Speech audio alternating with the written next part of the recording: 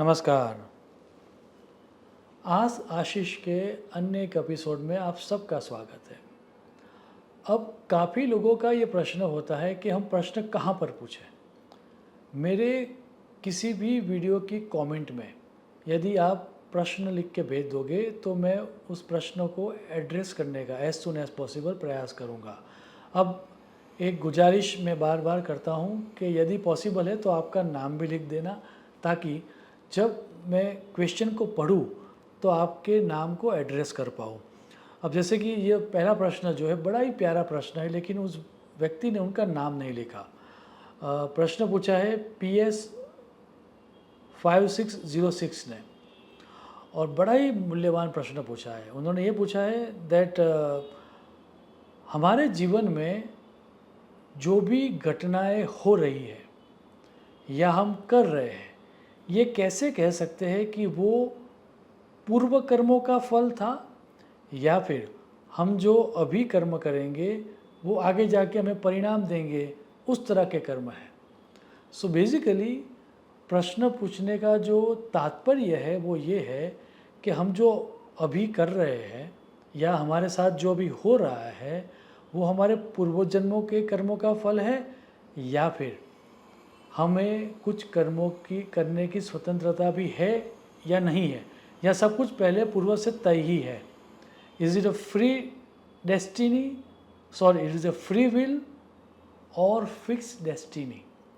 प्रश्न का तात्पर्य ये है। शास्त्रों में जब बात की गई तो दोनों की बात की गई, क्योंकि मनुष्य योनि जो है वह कर्म योनि कही गई है। सो कर्म करने की स्वतंत्रता हम सबके पास है। पशु योनि को या देव योनि को भोग योनि कहा गया है। अब यदि कोई सांप किसी को बाइट करे और उस व्यक्ति का मृत्यु हो जाए तो सांप को पाप नहीं लगता, क्योंकि सांप तो अपने कर्मों का फल भुगत रहा है। इन अ वेरी सेम वे कोई देवता किसी के प्रति प्रसन्न हो जाए तो उनके खुश होने से या उनके प्रसन्न होने से उनको पुण्य की प्राप्ति भी नहीं मिलती। इसीलिए पशु योनि और देव योनि उनको भोग योनि कहा गया है, जबकि मनुष्य योनि को कर्म योनि कहा गया है। अर्थात हम जो भी कर्म करेंगे उसके फल हमें सुनिश्चित आने वाले समय में मिलेंगे। अभी आने वाला समय कल भी हो सकता है या फिर अगला जन्म भी हो सकता है। और इसीलिए प्रारब्ध को जानने वालों ने प्रारब्ध को 3 भागों में बांटा है: संचित प्रारब्ध, देन जिसको हम कहते हैं प्रारब्ध वो, और थर्ड आगामी प्रारब्ध। संचित का मतलब है टोटल जो जमा है, टोटल एक्यूमुलेटेड। प्रारब्ध का अर्थ है जिसको लेकर हमारा ये जन्म हुआ, और आगामी का अर्थ ये है कि हम अभी जो कर्म करेंगे उसके फल हमें आगे मिलेंगे। अब ये जान पाना कि अभी जो हम कर्म भुगत रहे हैं वो हमारे पिछले जन्मों का कर्म था या फिर हम जो आज कर रहे हैं उसका आगे फल मिलेगा, वो समझने का एक आसान तरीका मीमांसाकारों ने समझाया है। उन्होंने ये कहा है कि यदि कोई कर्म आपके ऊपर एज ए ड्यूटी आ जाए जिसको पसंद करना आपकी चॉइस न हो, जैसे कौन से फैमिली में जन्म लेना या फिर ऐसी कोई रिलेशनशिप जो इतनी स्ट्रॉन्ग हो गई और आपके हाथ में ही नहीं है, तो समझ लो कि वह पूर्व जन्म का फल है।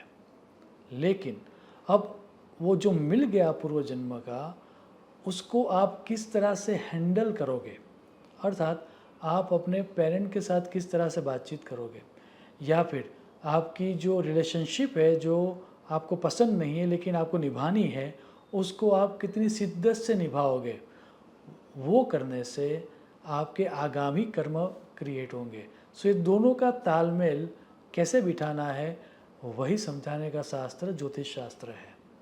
और ज्योतिष शास्त्र यही कहता है कि कुछ कर्म है जो हमें निभाने ही होंगे, हम कुछ नहीं कर सकते, और कुछ कर्म है जो हम अपने कंट्रोल में ले सकते हैं।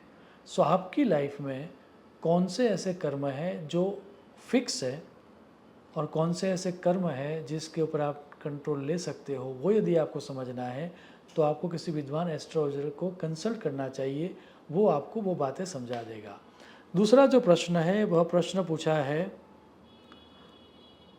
श्याम तिवारी जी ने। उन्होंने ये पूछा है कि स्वर विज्ञान का मेरा एक वीडियो है जिसमें मैंने ये कहा था कि स्वर विज्ञान में आपने कहा था जो स्वर मॉर्निंग में चलता हो वो पैर ज़मीन पर रखे।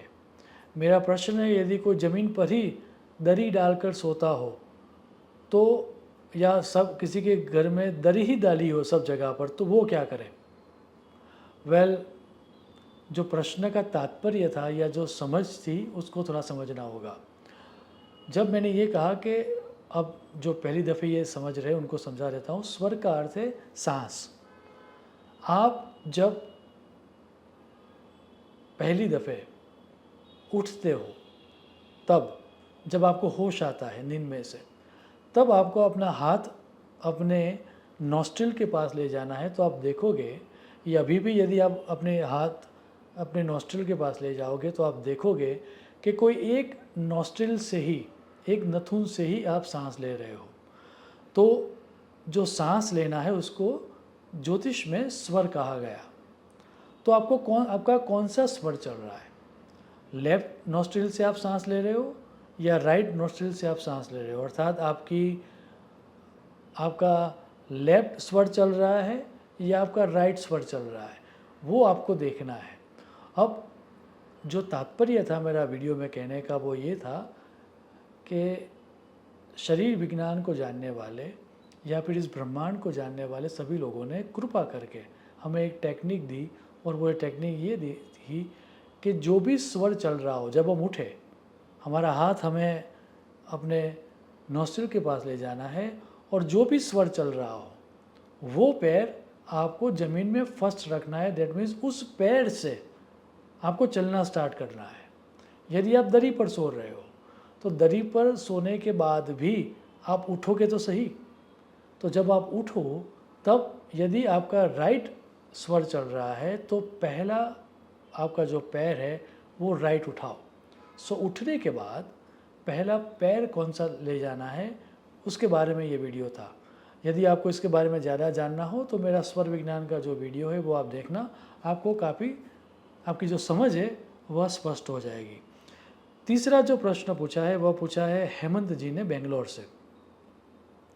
वह पूछते हैं इज़ देयर एनी हवन और puja that can be done by public groups for betterment of health of society. वह सुनिश्चित किया जा सकता है। शास्त्रों में कहा है कि 3 तरह के प्रारब्ध होते हैं। एक ऐसा प्रारब्ध जो व्यक्ति का खुद का होता है, एक ऐसा प्रारब्ध जो एज ए समष्टि हम सब का होता है, कलेक्टिव प्रारब्ध भी होता है। तो यदि आप चाहो, और शास्त्रों में उसके लिए कई तरह के यज्ञ कहे गए हैं, अब इस वीडियो में उसके बारे में बात करना वो विषयांतर हो जाएगा, लेकिन यह सुनिश्चित तौर पर आप कलेक्टिवली पूजा करके या कलेक्टिवली आप हवन करके पूरे सोसाइटी को फॉर बेटरमेंट आप अपलिफ्ट कर सकते हो। यदि आपको इसके बारे में ज़्यादा जानना हो तो मेरी सलाह है कि आप किसी विद्वान को पूछना, वो आपका मार्गदर्शन करेंगे। यदि आपके भी कोई भी प्रश्न है तो आप कमेंट बॉक्स में लिख के भेज देना। जितने ज़्यादा प्रश्नों को मैं समाविष्ट कर पाऊँगा मैं समाविष्ट करने का प्रयास करूँगा। शुभम भवतु। प्रणाम।